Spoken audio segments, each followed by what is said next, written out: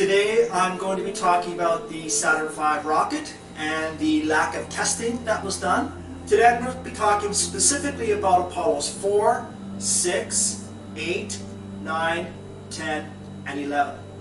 Now Apollo 4 was the first test of an all-up Saturn V. So that's an all-up test. That included all the parts that had never been tested together before was done with Apollo 4. Now this was an all-man launch. This mission apparently went perfectly according to NASA. The second unmanned test of the Saturn V was with Apollo 6. This mission was plagued with problems that NASA does admit to. Now NASA says the problem with Apollo 6 was pogo oscillations. And because of the pogo oscillations, the engines in the second stage, the J2 engines, were disrupted. So they had multiple failures. I believe they had 2 failures. Actually one failure, and then the computer for some reason shut down the second engine. And NASA said this was caused by disruption in the fuel lines brought on by pogo oscillations. Now what pogo oscillations is instability along the longitudinal axis of the Saturn V. This NASA says caused the problems. But when you look at this a little further, you notice that NASA never says anything about the F1 engines. It never says that they were disrupted by any fuel lines breaking, but interesting enough, it did affect the second stage engines and the third stage engine. So when you look further at this, you find out that actually it most likely was the F1 engines. And in fact, it was the F1 engines, not most likely. It actually was a problem with the F1 engines. Now to explain, the F1 engines are needed for an Apollo moon landing. And the reason being is the F1 engines were supposed to be the most powerful engine, rocket engine, ever produced. Each engine would produce a thrust of 1.5 million pounds. There were 5 of these engines in the first stage of the Saturn V for a total of 7.5 million pounds. Without 7.5 million pounds, you cannot launch an Apollo payload into low Earth orbit for an eventual trip to the moon. So therefore you have no Apollo landings. If the F1 engine is not working perfectly, you have no Apollo moon landings. The problem that NASA does admit to actually, that they had constant problems with the F1 engines, is the area of the combustion chamber. NASA says that there was instability in the combustion chamber. Now, just to briefly explain a description of what I'm talking about here, when you look at a rocket, we all see the nozzle of the rocket engine on the bottom. On top of the nozzle is an area called the throat.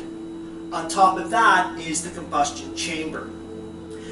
Now, and of course on top of the combustion chamber you have the rest of the engine that mixes the propellant and then sends it through to the combustion chamber for a controlled explosion.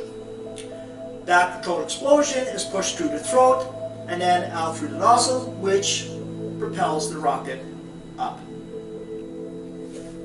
NASA had to find a way though to cool the temperatures of the combustion chamber, which could reach up to 6,000 degrees Fahrenheit. So they came out with a method called the regenerative cooling system. And this was used in liquid-fueled rockets, which the F1 engine was. Now what that is hundreds of small tubes that run outside of the combustion chamber, the throat area, and partway down the nozzle.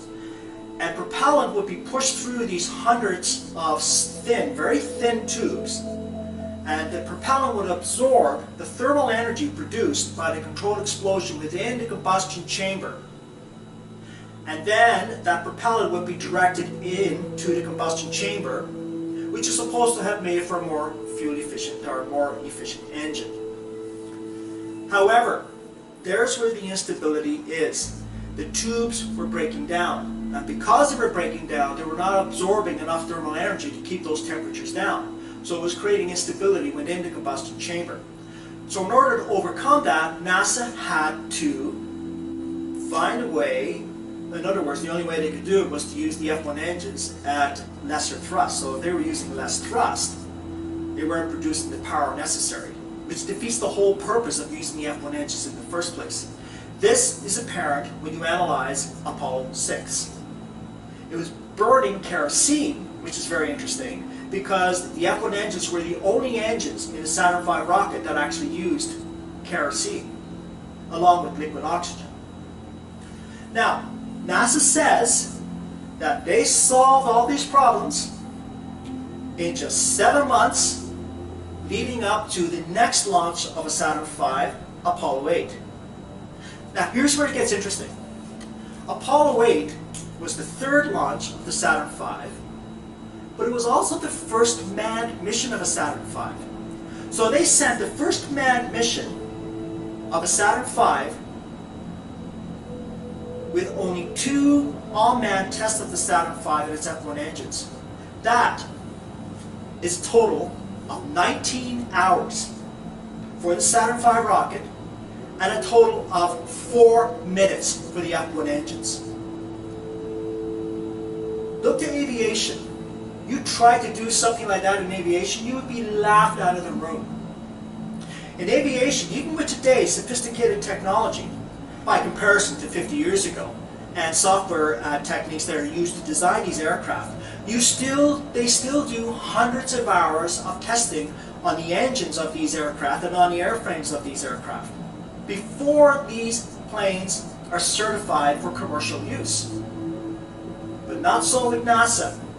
NASA said that with only 2 unmanned launches of the Saturn V, for a total of 19 hours and a total of 4 minutes with the F1 engines, in which one of these unmanned launches, Apollo 6, was plagued with problems, that they solved all those problems in just 7 months without any further testing the actual conditions of flight to send the first manned mission on Apollo 8. And NASA claims that it worked perfectly. Now, I might add that Apollo 8 was not only the first manned mission of the Saturn V, it was the first manned mission to leave low Earth orbit and circumnavigate the moon, according to NASA. Now, you can factor in Apollos 9 and 10 leading up to Apollo 11 and say, well, there was 2 more rocket launches. But when you total up the total time of these F1 engines, they had about 10 minutes of flight testing total before Apollo 11. No way. Absolutely no way. And this is, for me, one of the biggest indicators that these missions were faked. You have a total, up to Apollo 11, you have a total of the F1 engines with 10 minutes of flight in actual conditions. Unbelievable.